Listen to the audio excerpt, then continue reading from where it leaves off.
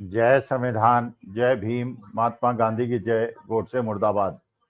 देखिए, जैसा लग रहा था, जैसा महसूस हो रहा था,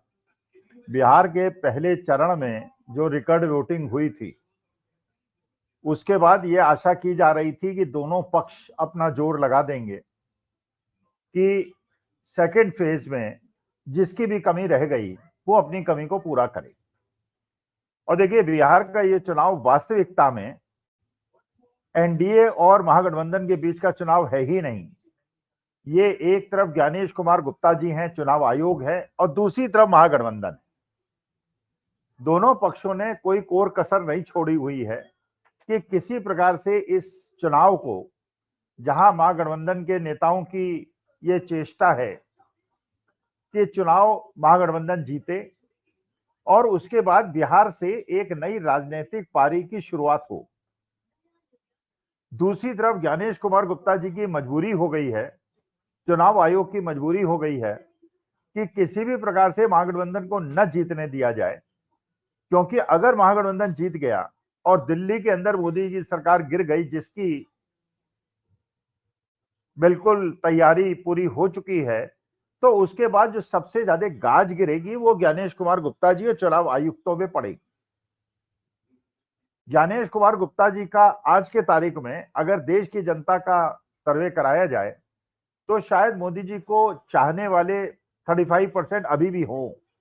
लेकिन ज्ञानेश कुमार गुप्ता जी को चाहने वाले शायद 4-5% ही होंगे। और जितना क्रोध भारतीय जनता पार्टी और मोदी जी के खिलाफ है, उससे ज्यादा गुस्सा आज की तारीख में लोगों का ज्ञानेश कुमार गुप्ता जी और उसके पहले के मुख्य चुनाव आयुक्त राजीव कुमार अग्रवाल जी के खिलाफ है। क्योंकि जनता को यह लगता है, चाहे दोनों पक्षों की हो, चाहे वो महागठबंधन साइड की हो, चाहे वो एनडीए साइड की हो, ये तो देश की जनता मान चुकी है कि चुनाव आयुक्त निष्पक्ष नहीं है और चुनाव के अंदर हेराफेरी करवा रहे हैं। अगर राहुल गांधी ने जो चुनाव के तुरंत पहले हरियाणा के चुनाव का पर्दाफाश किया और जिस प्रकार से उन्होंने बताया कि 25 लाख वोट वहां पे फर्जी जोड़े गए और जिसमें से 2 करोड़ टोटल वोटर्स हैं, तो इसका मतलब तो 12-13% की हेराफेरी हो गई। और जहां 90 में से 82 सीटें कांग्रेस को जीतनी थी, वहां भारतीय जनता पार्टी की सरकार बन गई। और जैसा सैनी जी ने कहा, तो जो आज मुख्यमंत्री बने हैं, हम तो उन्हें मानते हैं कि वो अधिकृत मुख्यमंत्री नहीं है, वो चोरी के मुख्यमंत्री हैं, लेकिन है तो है। उन्होंने कहा था कि सारी व्यवस्था कर ली गई है। हालांकि इस प्रकार का स्टेटमेंट बिहार में किसी ने नहीं दिया, लेकिन लड़ाई जो है वो ज्ञानेश कुमार गुप्ता जी महागठबंधन के बीच में है। जहां ज्ञानेश कुमार गुप्ता जी ने पहले चरण में जो बिहारियों ने अपना उत्साह दिखाया और ज्यादा वोटिंग की, उसको काउंटर करने के लिए, जैसे कपिल सिब्बल साहब ने बताया कि स्पेशल ट्रेन चलाई गई हरियाणा से बिहार के लिए, जिसमें वो बिहारी थे या नॉन बिहारी थे, लेकिन जिनके नाम रजिस्टर कर लिए गए एसआईआर के माध्यम से, और वोट डालने के लिए हजारों वोटों की जुगाड़ तो कर लिया गया। जबकि स्पेशल ट्रेन छठ पूजा के लिए नहीं, जबकि बिहार का महापर्व है, उसके लिए उपलब्ध नहीं हुई। लेकिन इस समय बढ़िया खाना, बढ़िया व्यवस्था, पैसे की व्यवस्था, सब कुछ किया गया और लोगों ने जाके बिहार में, तो या तो ये वोट परसेंटेज बढ़ने का कारण है, या वोट परसेंटेज बढ़ने का कारण ये है कि आज बिहार का जो जनजी है, जो बच्चे हैं नए, इंक्लूडिंग बॉयज एंड गर्ल्स, देखिए, जो इस उम्र की बच्चियां हैं, 25 साल से नीचे की बच्चियां हैं, वो अपने परिवार से भी प्रभावित होती हैं, अपनी माँ से भी प्रभावित होती हैं, लेकिन उससे ज्यादा प्रभावित अपनी मित्र मंडली से होती हैं और जो उनका ग्रुप होता है। और आज के समय में लड़के लड़कियां, क्योंकि को एजुकेशन है, जो ग्रेजुएशन पोस्ट ग्रेजुएशन कर रही हैं, वो आपस में विचार विमर्श करती हैं और उनका प्रभाव अपनी मित्र मंडली से भी होता है। और जितना ज्यादा बेरोजगारी से लड़के परेशान हैं, उतना ही परेशान लड़कियां हैं,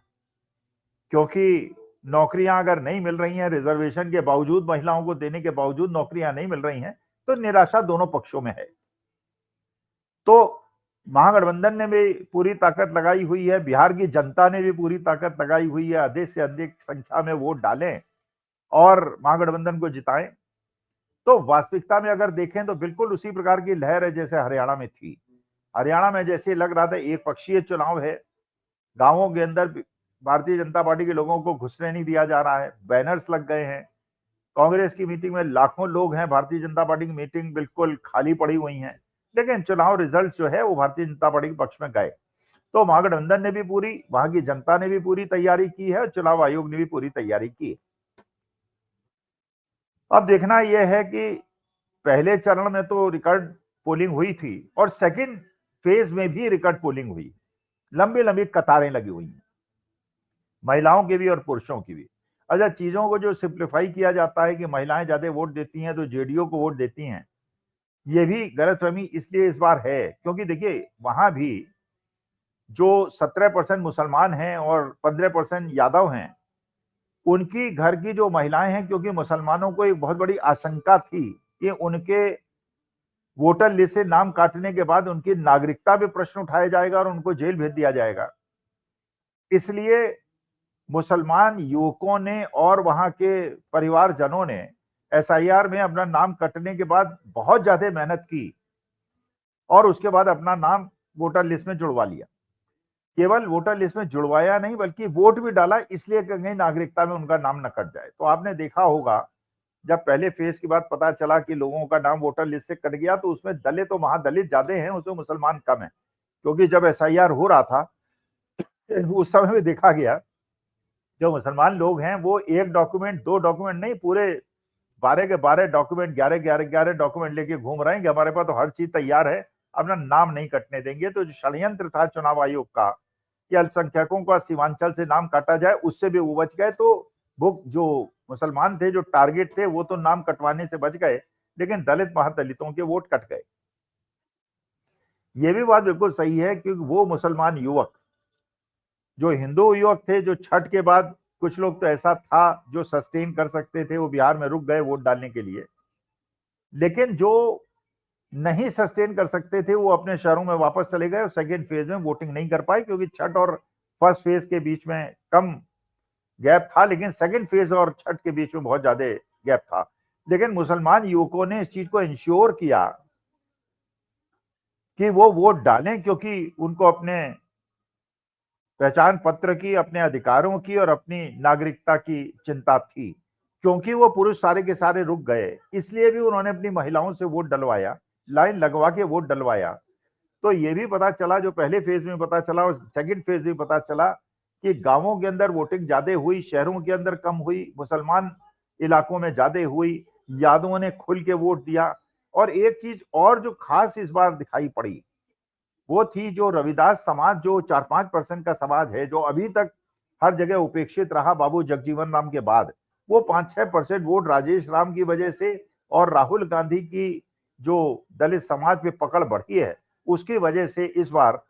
वो एनडीए की तरफ से महागठबंधन की तरफ आ गया। जो सहनी समाज है वो हालांकि 2-2.5% है, लेकिन अगर उसमें मल्ला, केवट, निषाद ये सब जोड़ लिया जाए तो 7-8% है, जो पिछली बार एनडीए के साथ थे और इस बार वो महागठबंधन के साथ आ गए। वो वोट शीट भी बहुत बड़ा अंतर पड़ रहा है, आईपी गुप्ता का जो पान समाज है उसका भी। लेकिन अब असली मुद्दा यह है कि कितनी ट्रेनें गई, कितने नाम कटवाए गए, कितनी फर्जी वोटिंग हुई, कितने वोट परसेंटेज बढ़े, ये हेराफेरी करने में बिल्कुल चुनाव आयोग भी पूरी तरह से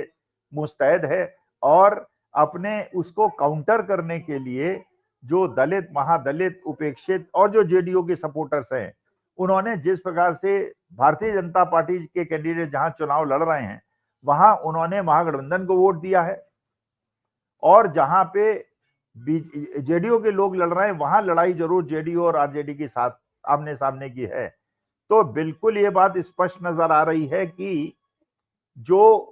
नंबर 1 की पार्टी बनेगी, जो नंबर 2 की पार्टी बनेगी, वो तो आरजेडी और जेडीयू बनेगी, ये बात तो बिल्कुल पक्की हो गई है। और नंबर 3 की पार्टी बीजेपी बनेगी, ये भी बात बिल्कुल पक्की हो गई। सीमांचल के अंदर ये जो पहले पिछली बार ओवैसी साहब ने खेल कर दिया था, अब वोटों का बंटवारा कर दिया था, 5 सीटें जीती थी और 15 सीटें आरजेडी को हराई थी, और जिसको वो खुल के भी बोलते थे उनके प्रवक्ता कि हमारी वजह से महागठबंधन की सरकार नहीं बनी, ये वहां की सीमांचल की जनता ने और बाकी जगह की जनता ने समझ लिया है कि अगर उन्हें महागठबंधन को जिताना है तो ओवैसी साहब को नेग्लेक्ट करना है, अवॉइड करना है। इसलिए इस बार सारा का सारा कंसोलिडेशन उधर हुआ है। तो एक भी ऐसा मुद्दा नहीं है जो कि भारतीय जनता पार्टी के पक्ष में है, केवल एक मुद्दा है जो कि मुख्य चुनाव आयुक्त ज्ञानेश कुमार गुप्ता जी का है। अच्छा, इसमें दो नई घटना घटी जिसका भी इम्पैक्ट सेकंड फेज पे पड़ा, फर्स्ट फेज पे नहीं पड़ा था, कि जब दिल्ली के अंदर बम ब्लास्ट हुआ, एक कार के अंदर विस्फोट हुआ और 10 लोगों की मृत्यु हुई। अब ये सब अपोजिशन पार्टीज की तरफ से कहा जा रहा है, ऐसा विस्फोट अगर उसमें विस्फोटक थे तो ये मानी बात है पाकिस्तान का हाथ है, और अगर ये पाकिस्तान का हाथ है तो ये अमित शाह साहब को बताना पड़ेगा कि पुलवामा, उरी, पहलगांव और ये सारे जितने भी आतंकवादी हमले पाकिस्तान की तरफ से हुए हैं, और अगर ये आतंकवादी हमला पाकिस्तान दिल्ली के सीने पे लाके कर सकता है, तो इसका माने हमारा गृह मंत्रालय क्या सोच रहा है, क्या सो रहा है। और इस घटना के तुरंत बाद मोदी जी जो भूटान यात्रा पे चले गए हैं,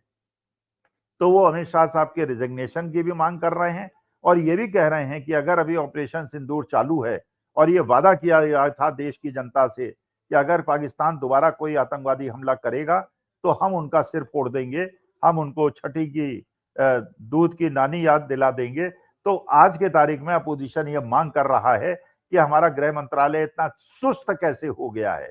क्योंकि आज तक कभी ऐसा नहीं हुआ कोई आतंकवादी घटना हुई हो उसके बाद जांच ना हुई हो, तह तक पहुंचने का प्रयास नहीं हुआ हो। लेकिन बिहार का चुनाव देश के भविष्य पे, और जिस प्रकार की भीषण वोटिंग, बिल्कुल रिकॉर्ड वोटिंग बिहार के अंदर पहले चरण में हुई, सेकंड चरण में उससे ज्यादा तेजी से हो रही है, लंबी लंबी लाइनें लगी हुई हैं। इसका मतलब यह है चुनाव आयोग भी अपने पूरी मुस्तैदी से फर्जी वोट बढ़ाने का प्रयास कर रहा है, और महागठबंधन भी जेन्युइन वोटर्स को सामने लाकर वोटिंग परसेंटेज को बढ़ाने का प्रयास कर रहा है। अब देखते ये हैं दोनों पक्षों में जीतता कौन है, लोकतंत्र जीतता है या लोकतंत्र के हत्यारे और लोकतंत्र का चीरहरण करने वाले जीतते हैं। नमस्कार, धन्यवाद और प्रणाम।